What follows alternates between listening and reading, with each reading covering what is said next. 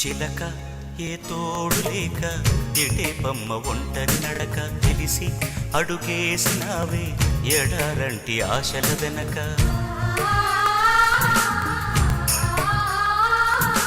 మంగళసూత్రం అంగడి సరుక కొనగలవా చేయి జారాక లాభం ఎంతొచ్చిందమ్మా సౌభాగ్యం అమ్మేశాక చిలక ఏ తోడు లేక ఎటే బొమ్మ ఒంటరి నడక తెలిసి అడుగేసినావే ఎడారంటి ఆశల వెనక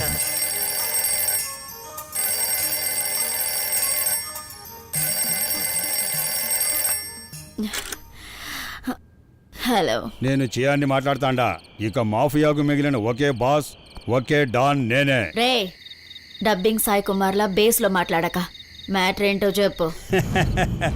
ఇప్పుడు నూరి లేడు, బాలు లేడు. డబ్బిచ్చిన వాడు చచ్చిపోయినాడు, వసూలు చేసేవాడు పారిపోయినాడు. ఇప్పుడు నీ కంపెనీకి మిగిలిన ఏకైక డాన్ ఈ చియానే. నువ్వు బతికిపోవడమే నాకు టైం బ్యాడ్. ఎందుకు ఫోన్ చేశావు? అట్టా అన్నావో బాగుండదే. నాకు ఇప్పుడు రిలాక్సేషన్ కావాలా. నీ దగ్గరుండే ఓ లేడీస్ హాస్టల్ పిల్లనే నా కాడికి పంపించు. సచ్చినోడా, ఏం మాట్లాడుతున్నావు తెలుసా? నాకు బాగా తెలుసమ్మే. నువ్వే ఓసారి ఆలోచించు.